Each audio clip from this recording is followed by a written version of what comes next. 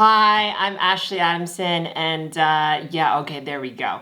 We're going to talk about femininity and being more feminine. It's one of those topics that I feel a lot of people who are trans trying to figure out, trans women especially, trying to figure out how to be more feminine, that you have these questions like, how do I become more feminine, right? Like, have you had those questions? Where are you with money in my pocket? Where are you in your own experience of your femininity? I've made a video on this before. I've probably made multiple on embracing your femininity and engaging with it. And I actually have a program coming out on embracing your femininity.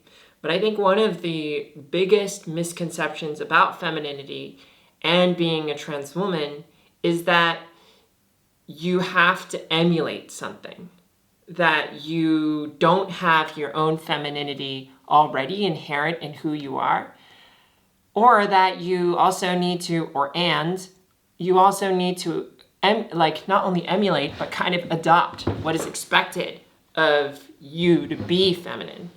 And there's kind of like this movement between how do I embrace and experience some of these things that are new to me, and at the same time, how do I become authentically me in this experience?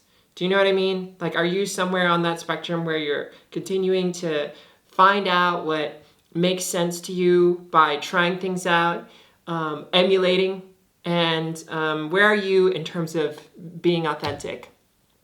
I surprisingly find a lot of trans women, especially more popular YouTubers online, where I kind of question their authenticity and their own femininity. What I mean by that is it just seems like it's a charade or a performance, or they become very typical in how they present their femininity. They speak in a certain way, they act in a certain way, and it literally looks like I have just seen a certain kind of cis woman's performance be stamped onto a trans woman's performance, and they look identical. And to me, that's fine, but it doesn't seem authentic in a way. What I mean by this is, does that make sense? What I mean by this is something along the lines of, if you go through the process of reinventing yourself and going through this shift in identity change, and maybe this is only for people that have transitioned later, because if you transition younger, maybe it's more fluid of a process, because you don't have that internal gender schema that may hold you into certain rigorous perceptions of who you think you are, and that whole kind of struggle.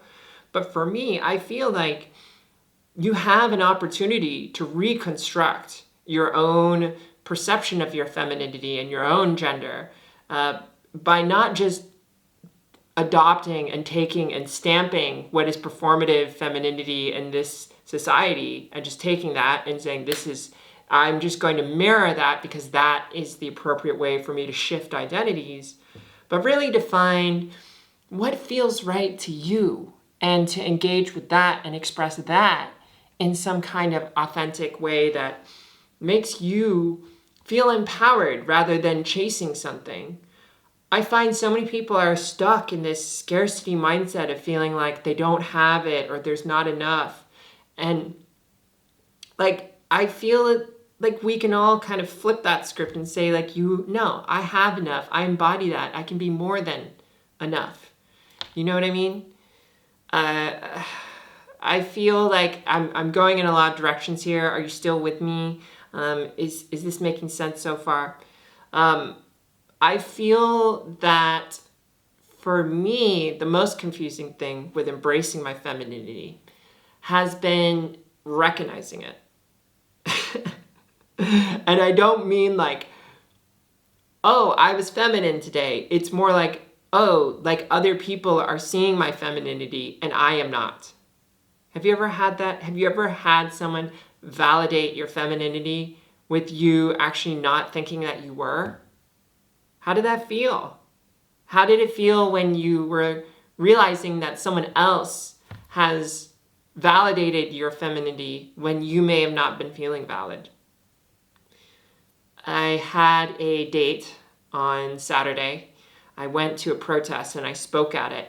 And you know me, like I'm doing these videos. This is how I speak and how I move. And I wouldn't say that I'm super graceful, and the way that I expand and contract in my thoughts and my articulation, it gets very loose as we pause and we wonder, and then it gets very tight as we construct and we create through the words and the language, right? So expansion, contraction. And this is sort of like this masculine, feminine process. Label it as you want. Like, is anything inherently masculine? Is anything inherently feminine?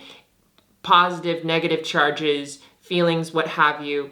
This, I'm just going to say, is feminine, the more formless state of being, and this is more masculine, the more formed and tangible version of being. So that's how I speak, and that's how I experience things. And so I spoke at the protest, and I saw this guy, and I walked up to him, and I said, "I think you're really hot." And he said, "Thank you for saying that. I think you're really hot too." And I was like, oh my God, yes. And so we actually had a date, and it was fantastic.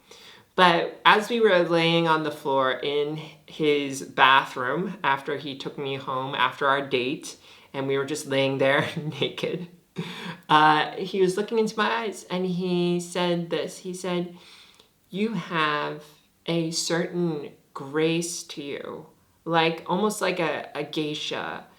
It's a martial thing, like you have this martial energy," the kung fu piece, "and it's elegant, and it's just so beautiful." And when he said that, first of all, I felt so seen, and I'm like, oh my God, I'm crushing you. But second of all, it made me realize that there is a perception of me that is different than my own perception. And this happened last weekend.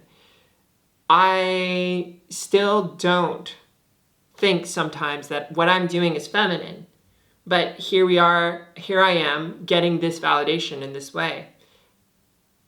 And so what I want to say about kind of like pursuing this femininity, embracing your femininity, sometimes you may not even recognize your femininity.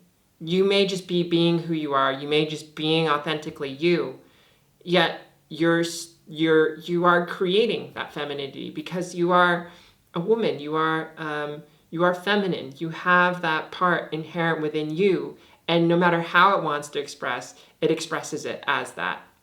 I think there are certain movements that I could have more graceful in how I do things to be more feminine, or I could change my voice in certain ways to make it more feminine, like so like I could speak more like this, and then I could be more feminine because, it's a higher pitch, and I can move a little bit more. But this doesn't feel like it's sitting in the right place for me because I'm more like here, where I'm like, huh, huh, huh. And that, to me, that masculine piece is still inherent within me. Like I do this. I do karate chops. I do Senyu karate chops, healing karate chops, loving karate chops. But that's who I am, and that's my experience of masculinity and femininity. How's it been for you? Like, what's going on in your world? How have you evolved with this? I've seen jokes about embracing your femininity for new trans people and trans women. And I think that it kind of does speak to this deeper thing that we are obsessed with femininity, but that femininity ultimately doesn't come from the outside. It comes from the in. Lots to think about, right? Thank you for joining me on this video. It is supported by my patrons. If you'd like to support me, click the link below. You can join me for a live Q&A. And if you want, I'd love for you to join me for my next Kung Fu session. And I'll see you in another episode. Oh yeah, and hit my book link down below if you want that. Thanks again. Bye.